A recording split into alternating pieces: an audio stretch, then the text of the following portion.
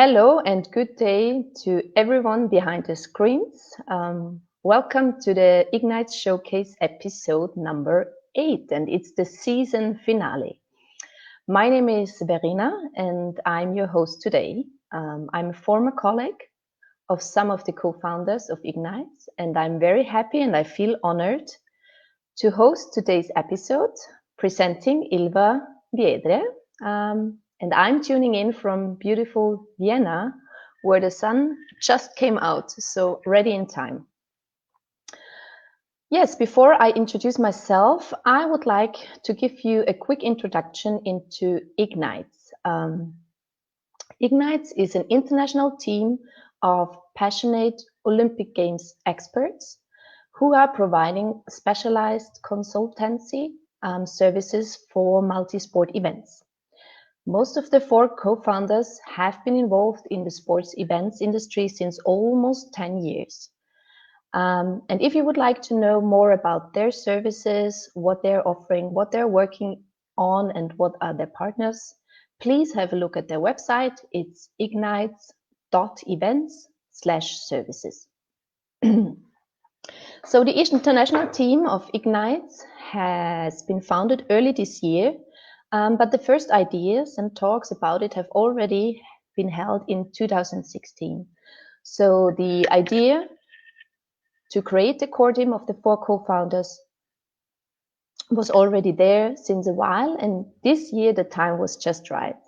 So the core team created the company, created IGNITX, but they also created a big network with over 70 international freelancers, and they are called IGNITX.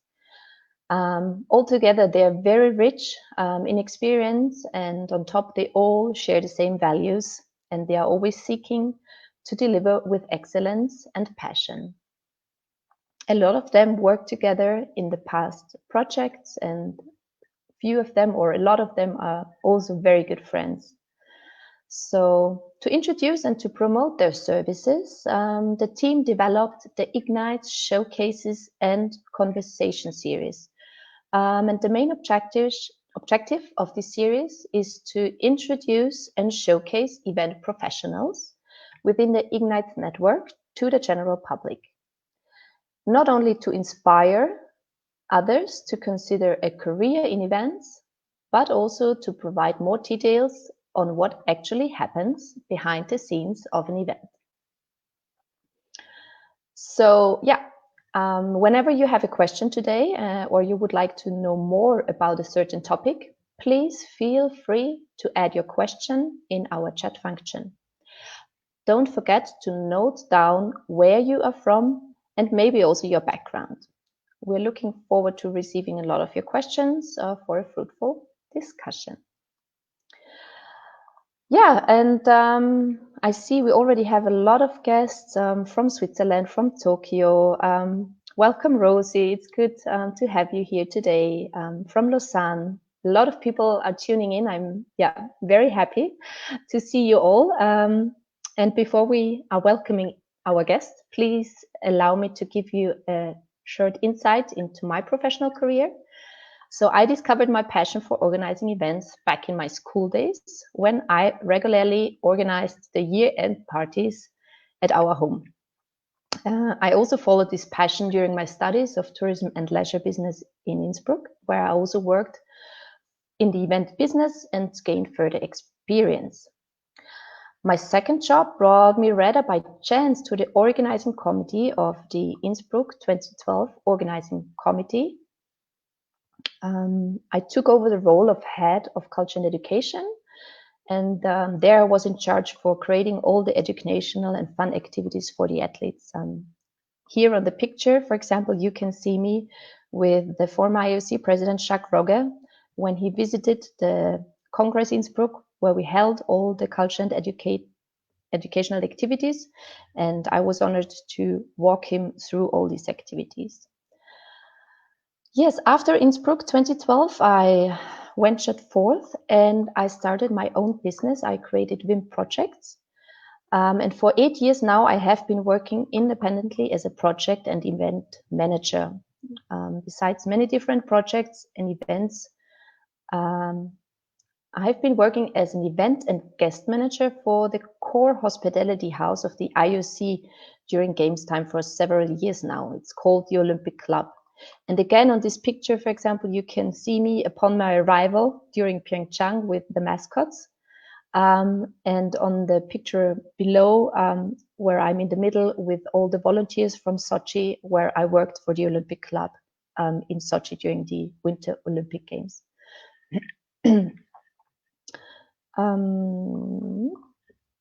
So I also worked for the inauguration of the new Olympic House last June in Lausanne.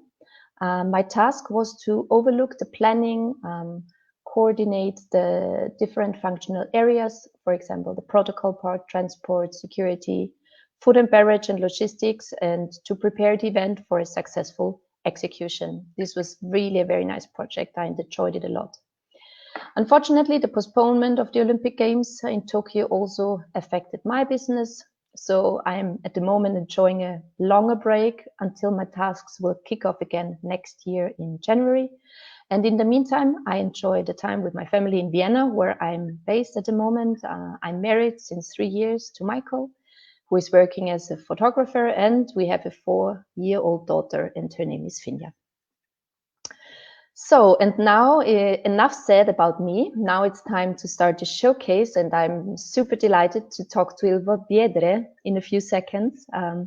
I know Ilva since almost 10 years, when we were colleagues at the organizing committee of the Innsbruck 2012 Youth Olympic Games.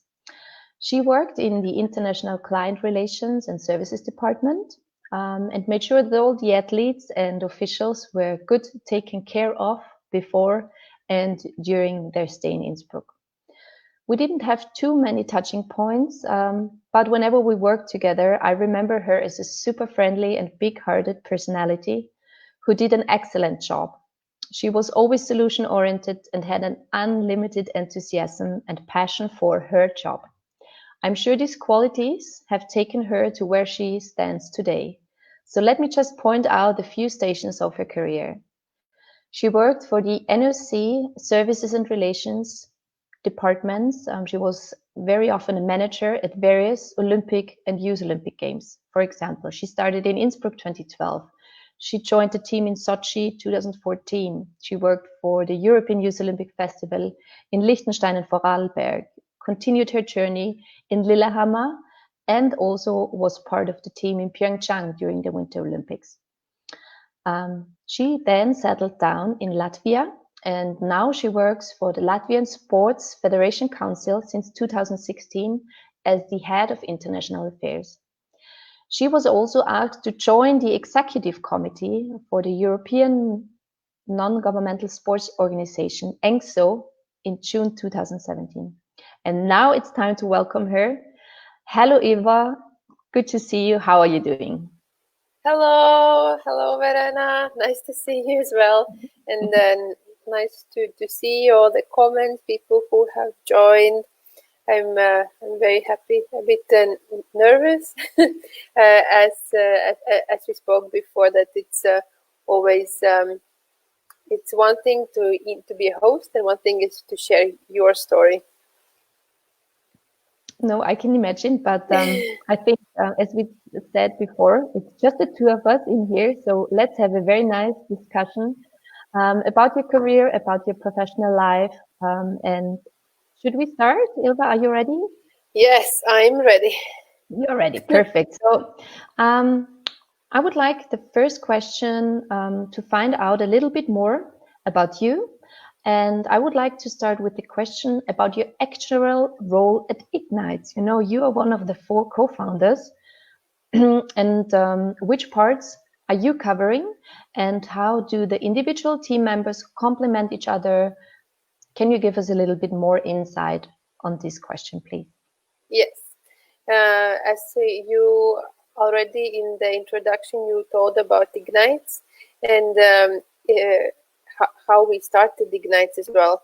So we are 4 co-founders, and at first we all have gained quite a lot of experience in the events, mostly in Olympic events, in sport events, from different sides, the organizing committee, from the National Olympic Committee side.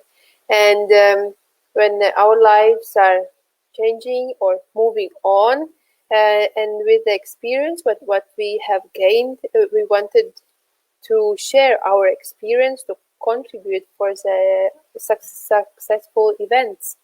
And so at first we are four, and we wanted to share our knowledge and our experience. And then during the event, we have met so many amazing people, our colleagues, like you as well, who have experience, who have passion, who are driven, and who can help us to make the events more successful. And so we decided to create a network, and we have already more than 70 igniters, as we call them. And we hope that with this big team, we can really move on, and we can help with our support, with our knowledge, with our expertise, other events to be even more successful. We are 4 co-founders from different countries, from different regions, therefore with different temperaments and different characters. So far, I think we're still finding and fine-tuning who would be responsible for what, but we already see that some of us are more experts in social media, in networking. Some are more with legal aspects, with accounting, with strategy. And I think it's good that we have different knowledge so we can contribute.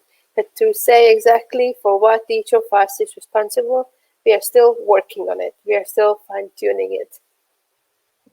But above all, I think we have to stress out that you're all very good friends.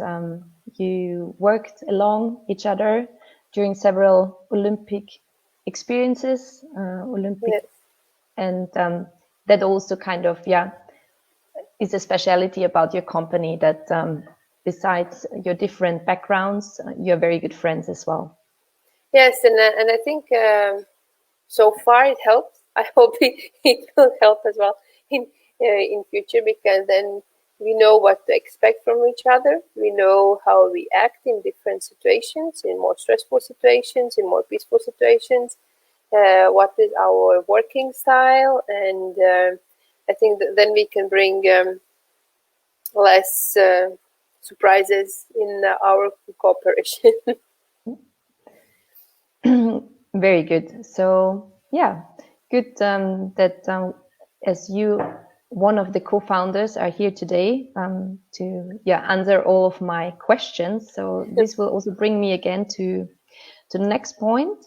After your traveling around the world, working in different countries for different organizing committees, you also have a fixed job now. So since 2016, you are working for the Latvian Sports Federation Council as head of international affairs. Can you let us know which qualities are needed in your actual job and where you developed or learned them? Because you worked in different countries. I'm sure you were faced by different challenges from a cultural perspective or other forms. So how did your past life experience kind of form you to the person that you are now, and which qualities do you need now in your job? At first, I would like to start that my background is not sport. I haven't been an athlete myself. I didn't study sport management, but you never know where life can bring you, and this is totally my case. I studied business management. I really like mathematics. I studied accounting, economy, and at the end, where I am, I'm actually working in sport industry. After I graduated, I really wanted to go abroad, and I found this amazing project called European Voluntary Service, and I ended up in Austria. And for 1 year, working totally not in my sphere at all. I was helping, volunteering in Austria, in beautiful Tyrol, in local youth center. But then, while I was there, I found out that in Innsbruck in 2012 there will be Youth Olympic Games. And then I really wanted to stay in Austria because I really liked it. And with different circumstances and people who I knew around, and I got the job. And one of the big benefits was that I knew Russian language, and they were looking for someone who spoke Russian. And then Rosie offered me a job, and I'm so grateful to her that she gave me this amazing and big opportunity, although I didn't really had any experience. And that's how I started. So I think it's always, as you ask for the qualities, I think it's always to be open, always to be willing to try something new, even maybe if it's not topic you know a lot about, but you shouldn't be afraid to try. And it was my case. So I tried, and I really liked it. I think one of the big benefits is what you said. I'm quite communicable, and I'm open. So it was easy to get to know the people, to learn quickly what is Olympics about, and I had great colleagues around. Well, like our co-founders Neo and Xuan Ming, they had already experience in Singapore in Summer Youth Olympic Games, and so I could learn how it was and what can we expect. And Rosie had a lot of experience in the events; she could teach a lot. And yeah, so when you are open and when you are willing to learn and to be like a sponge, like to have all the knowledge. Yeah, suck everything up. Yeah. Yes, and you suck everything up, and then it really helps. And yeah, and then that's I think where I first time, because of Innsbruck. Yes, we went to the EUC General Assembly, and that's where I first time met actually my current boss, my current employer, president of the Latvian Sports Olympic Council. Yeah, after Innsbruck, because I spoke Russian, and the next case were in Russia. Can you imagine? It could be somewhere else, and I did speak Russian. So I was offered a job in Russia. I moved to Russia. Actually, I was thinking this morning, as even when the first step when I moved to Austria, I actually moved to very unknown place, and like I didn't know how it will be. And I was even thinking, how did my parents allow me to go? They actually never said, "Oh, don't go. It might be dangerous or something." But no, they trusted, and somehow I trusted that everything will be good. And I went. I was 20. May I ask you? Yes. I just wanted to ask you, how old have you been when you moved to Innsbruck, for example, or to Tyrol, where you did the year? I think I was 23 or 24. So Okay. yeah, and I was single. I didn't have like a family, children or husband. So it was of course then easier to move around, and kind of I made the first step, and then well, in my case, I believe that higher power. I believe in God, that He made the way. You make the first move, and then He helps to and He guides you. Yeah. And yeah, after Sochi, and then all the other events what I had, and then after, I think that it was already in Lillehammer, I thought that I want to move back home. Kind of, I like this job really a lot, and it's when you are single, I mean, it's amazing opportunity to travel around, to meet the people. It's really, really, really great. But then when I started to see, my parents getting gray hair, more wrinkles, And then you realize, wow, but I'm not seeing them very often. I'm seeing them maybe twice a year. And then I decided, okay, it's time to move back home. And anyways, I liked it that after every project, I knew it's 1 year, 2 years, I will have the time to make a decision to continue or to move back. Yeah. And so I moved back. Of course, I wanted to work for a National Olympic Committee because it was what I knew. I knew sport, I knew Olympics, but it didn't work out. And luckily, it didn't work out. Of course, I was a bit upset.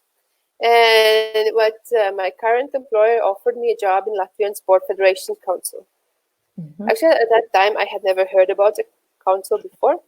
But then I said, okay, I mean, I'm ready to make the sacrifice. It's still, I'm blessed to stay in sport. But then it will be something totally new. I will not be able to travel. I have to settle down, kind of like to lower my standards a bit, what I'm used to. But actually, it turned out to be even better than I ever had expected. Really, I mean, I have amazing colleagues. We have a very good team in council, and at first, I was offered a job just to work for a project called European Week of Sport. It was so totally new. It was about grassroots sports, encouraging people to be active, to be more healthy. So it wasn't about elite athletes, about competition, about big events, like totally different. And this job actually broadened my view in sport because so far for me it was only Olympics. And now I learned so much more about, for me, the totally new words was gender equality, grassroots sports, good governance, diversity, equality. And actually, it's a big part of sport world as well, what sport can bring to society. And it's what I learned. And so I actually stepped out of my comfort zone, but I still said, okay, let's try. And then I was offered a long-term job, a long-term contract, and I stayed. And actually, I was very surprised. It's like my fourth year. I started in June, so it's like 4 years that I'm working there. And I have been traveling quite a lot as well. We have had different projects, and the life has been so interesting. Actually, being home when I settled back home, and I guess. But you still, I mean, the job you're taking over in Latvian Sport Council is still very, you work for international affairs, so you can combine both. You're settled in Latvia, but you still have the opportunity to travel to other events, to congresses, etc. So you still keep the international background if you want, in a way. But when I started to work there, they actually didn't have this position, and at first I agreed only for this European Week of Sport, and so I didn't expect to be traveling. I didn't expect my job to be international. I expect so the first months, but after it developed, and then my job was my role was changed a bit, but in the beginning, so. Yeah, so I agreed to do something else, but then it turned out to be really for good. And with our president has been so open and so supportive and because of the support of our team, I was able to take 2 months off to go to Pyeongchang and 1 month off to go to Doha for the Anak World Beach Games. So I was still able to be at home and still to meet my friends, my colleagues, and still to be in the international atmosphere. So it was really amazing that my president, Einar Fogel, that he is and he was so supportive, and my colleagues as well. Imagine like for 2 months, allow me to go. Yeah, no, that's also not very common. If you decide to step back, you leave your traveling life behind, you accept a fixed term contract. But it's always good, you can always ask. There are always opportunities to, as you said, you took 2 months off to support the organizing committee in Pyeongchang with your expertise on NOC services. So never be shy. This could also be a message to our dear followers today. Never be shy to, try to combine your different dreams and passions, and keep flexible. Yeah. But Ilva, I have one question which comes up to my mind, because when you said you were traveling, and I mean, being part of the European Union, was it difficult to go to other countries? Is the organizing committee supporting by all the when you move to another country to get your visa, etc.? Is this difficult, or how did you remember these kind of steps when you travel around and you always be there for 2 months? You have to look for a new apartment. Also, sometimes people are afraid to take on these risks in one hand to follow their dreams. I think in the beginning, when you are still young and you're not really afraid, and maybe because you don't have so much experience in traveling, then of course you're ready for everything. And I still think that when I first time went to Austria, or even when I accepted the job in Innsbruck, I was thinking either I'm very stupid or I'm very brave. And I hope it's the second version. But for me, actually, to be a European, it hasn't been so difficult as I know it has been, let's say, for Neo to always to go through all these visa processes. But in the beginning, it's really fun. You move to one place to another, you adjust, you meet new people, you find new place to live, you have to explore where everything is. It's actually, in the beginning, it's very exciting. After a while, you travel and you move again and move again. For me, it was a bit tiring, and you feel, I want to stay in one place at least for like longer period of time. I want to get to know the place. I want to get to know the people. I want to feel a local. I don't want to feel always as a foreigner. In the beginning, it's really fun, and it's great to go through that experience. But afterwards, I think because we're getting older, wiser maybe, and you feel like, no, I want to settle down. I want a family, like I want a normal life. I want a peaceful life. Of course, like when you get the peaceful life, you think, oh no, I want that life back. But yeah, absolutely. But at some point, I don't know. I think for most of people, it comes a time when you start to think like, no, I really want to settle down, have family, and for different countries. I think what I remember, that's not old. About 30 already, I think I still remember, because in most of countries where I went, except the last two where the games, I knew the language more or less. Like I could speak German a bit. In Norway they spoke English. In Russia I spoke Russian, except in Korea. And I remember it was so weird when you walk around and you can't read. Like you just can't understand what's written there. And then I felt so uneducated. I don't know. Although I have finished the university, I have traveled around the world, but suddenly and I know several languages, but suddenly when you can't read, like, oh my God, like you feel so helpless. But I remember absolutely, yeah. Right, so it was really strange, and it was in Doha as well. I think that has been the most difficult, because always I could speak to people, I could communicate, and suddenly if you person didn't speak any of the languages I spoke, I couldn't communicate only with the body language. So that one, what I remembered. Because for the rest, I don't know. I think it's in my personality. I'm quite open, and I'm quite peaceful, and I can adjust a lot. And so for me, it's not that I need my rules or how I want. Because I do believe when you move to a country, to a new place, you should adjust and you should learn the culture, and not that you should force your culture there. So yeah.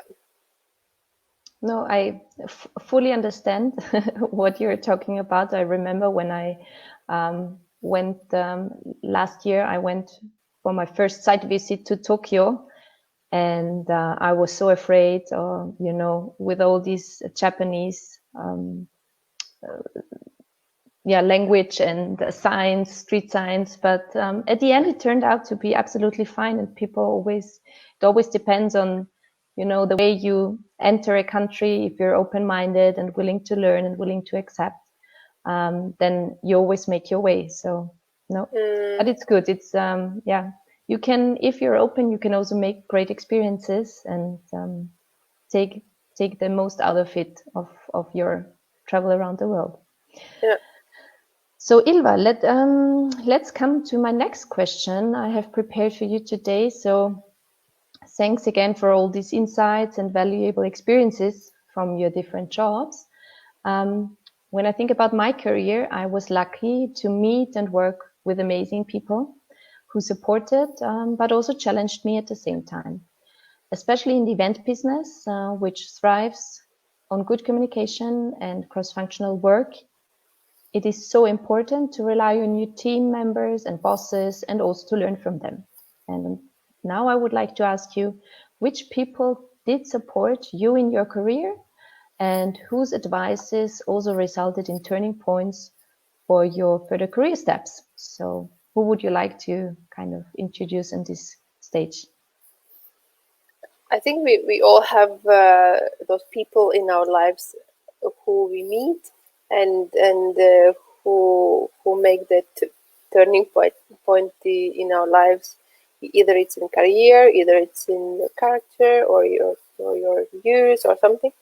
In mine, definitely one of the first ones, especially as we're now speaking more about my career in sport, it's Rosie Pili, and I know she's listening. She's watching. She was the one. I still remember our first interview, and she was wearing a pink sweater. But definitely that she had the courage and offered me a job mostly because of my language skills, and not because of my expertise in sport or in events, because I didn't had it.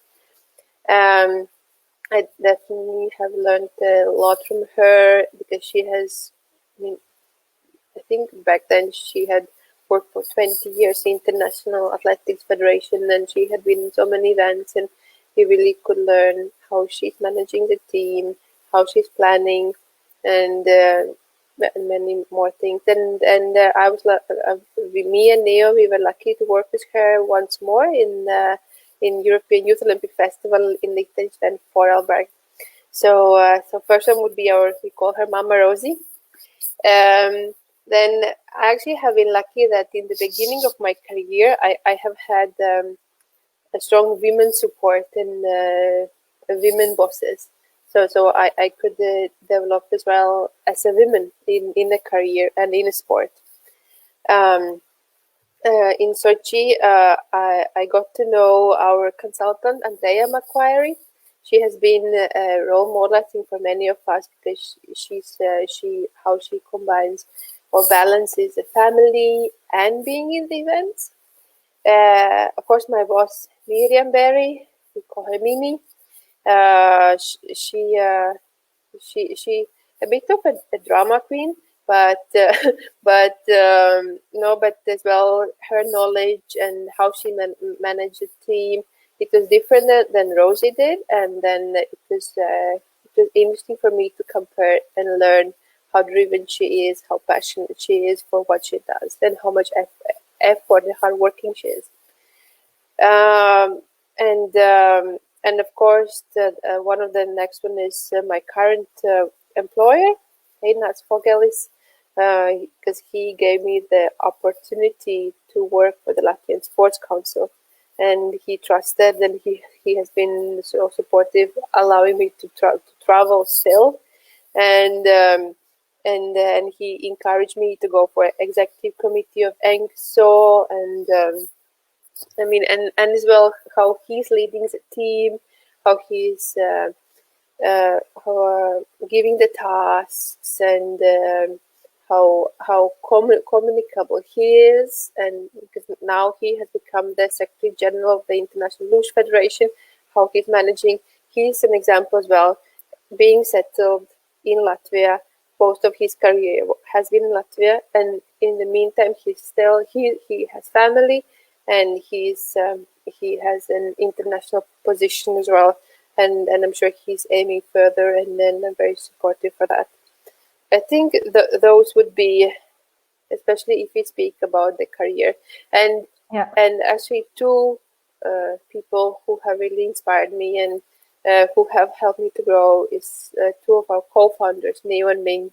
We first met in Innsbruck, and since then we have been supporting each other, and how passionate are they, what they do. It's inspiring, and I have learned a lot from them as well. So I would say these are the people in my career path that have helped me and have been the turning points in my life. So besides your actual boss, a lot of strong women in your career who have supported you. Who would be your role model when you think of your future career? Who of your former bosses, actual bosses? Yeah, it definitely is Andrea Macquarie, who is as well advisor for IGNITX.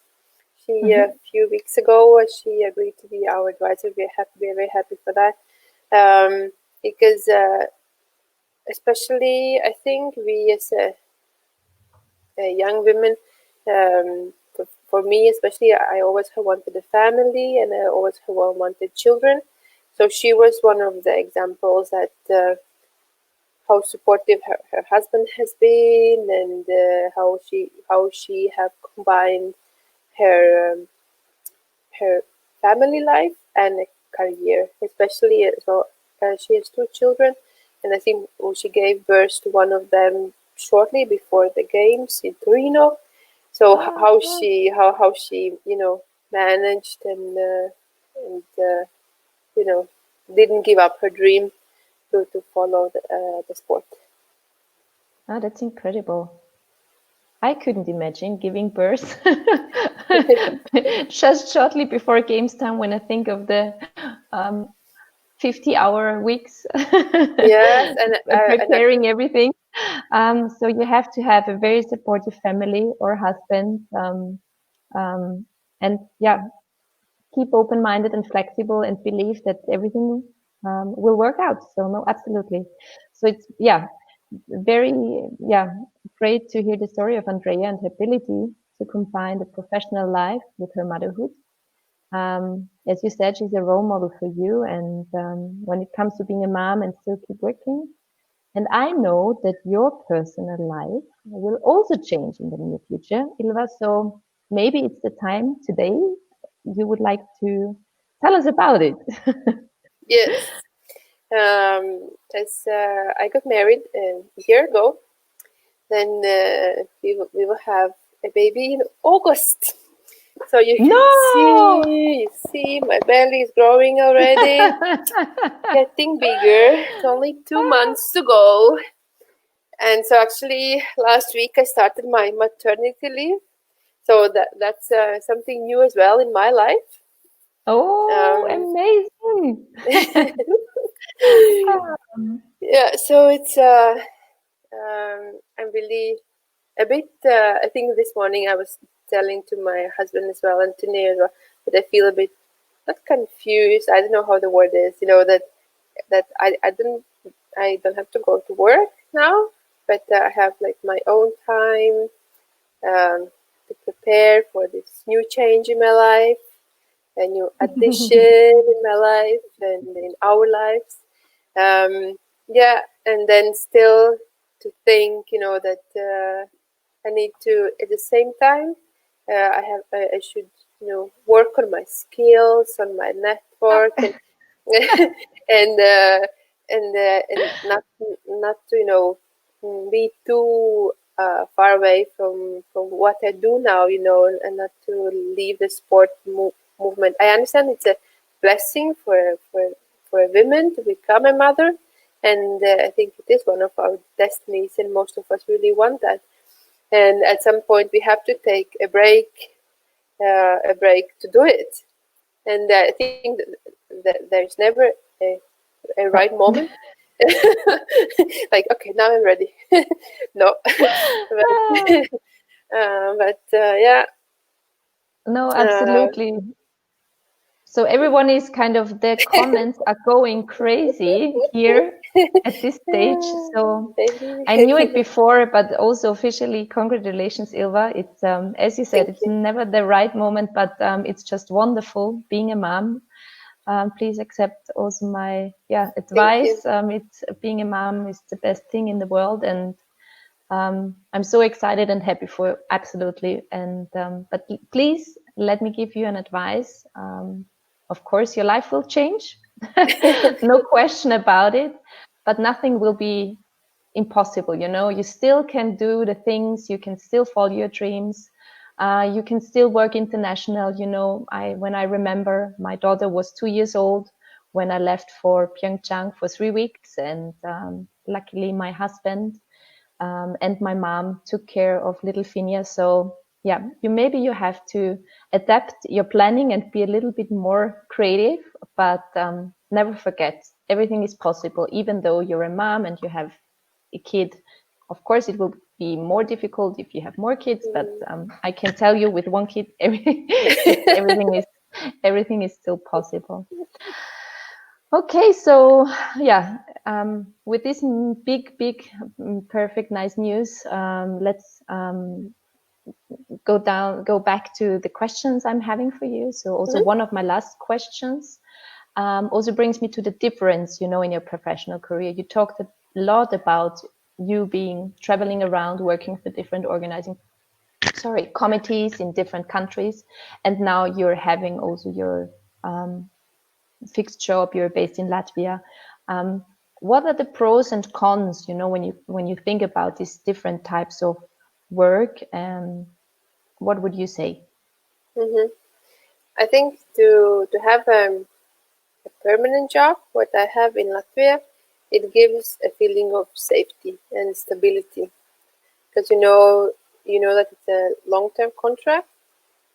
And in my case, I'm in Latvia. I can, although my family, my parents and my sister and brothers, they don't live in Riga, but still I can, it's, for me it's 2 hour drive, and then I'm there. So for me, it's really the safety, the stability, and being able to be with my family, with my relatives. That's definitely the benefit to have a stable job, and being now able to settle down with my husband, and being able to think about family and children and plan for it and prepare for it. And for me, I was really blessed to have an international job, even being at home. But when I was still working in different organizing committees, I mean, there are so many benefits as well. Especially for me, it was meeting all the people, all the different people, getting to know all the different countries, and actually being part of Olympic movement. It's something big. It's it's Olympics is something what everyone knows, and especially this feeling being in the Olympic Village, or seeing the athletes, or being in the opening ceremony. The whole world is watching, and you are there. It's incredible and indescribable feeling. and the emotions. Although, of course, it's a hard work, it's long hours, you sleep really not a lot, it's stressful, it's a lot of problem solving, it's a lot of planning, and you don't have really your personal life for a while because you're so focused on the games, because I mean the event cannot be postponed. It's when it starts. And so you put a lot of effort, you really work hard, and you're very determined to reach a goal, even if you have to sacrifice on your sleep, sometimes on your health a bit. But still somehow this adrenaline, this drive, what you get from it, it gives total different meaning for that work. So I would say the first one is really the knowledge, the people you meet, the emotions you get.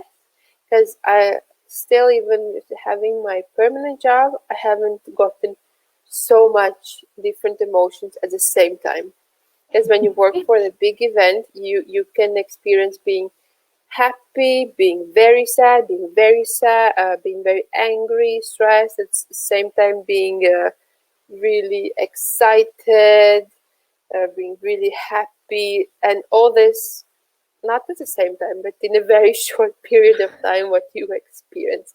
Within hours, I imagine. Yeah, yes. I can remember within hours all this happened.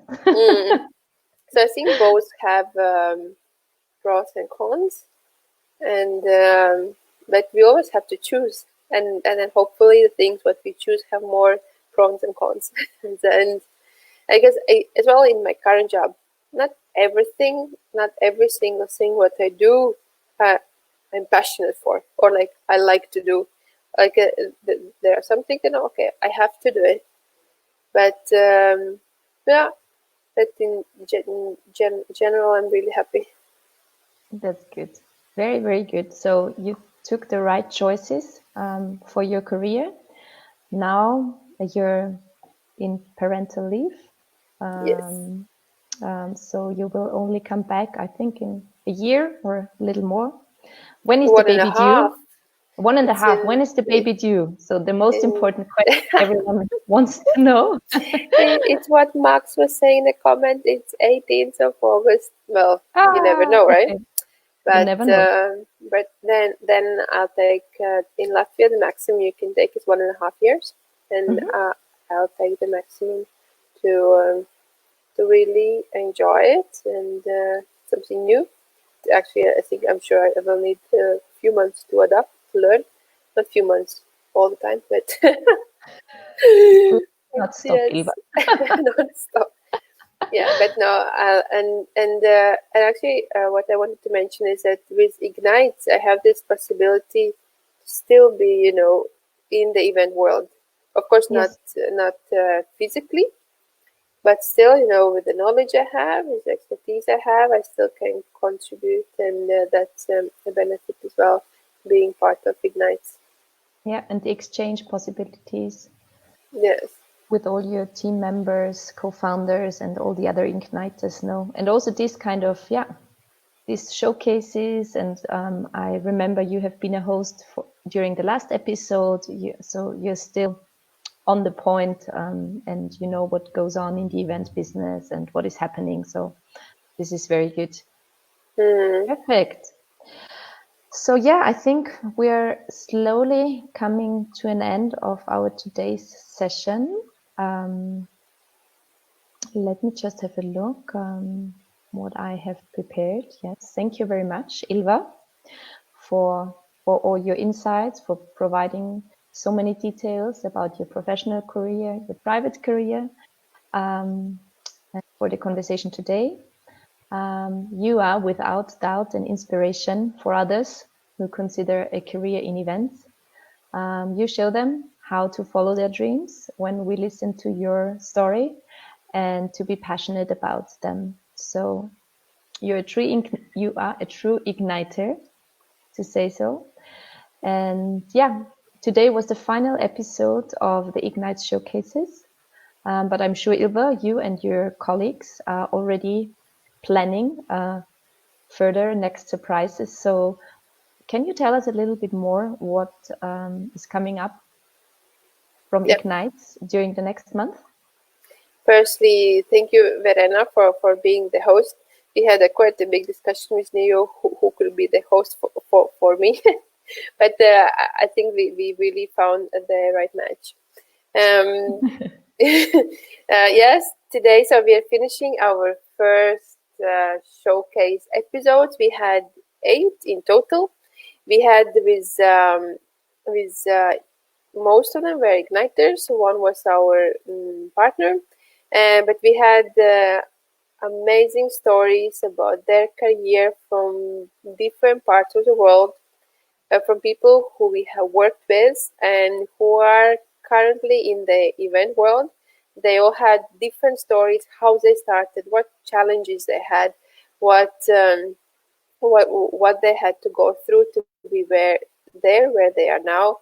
And we really hope these stories did inspire you. We hope these stories did encourage you to and opened your view to see how different careers can be, how different possibilities there are in the world, and how important it is to make a network. I think that was one of the most of the highlight from most of the showcases. It is about networking and you being open to different possibilities and try and just apply and try again. It didn't work out, continue and try again.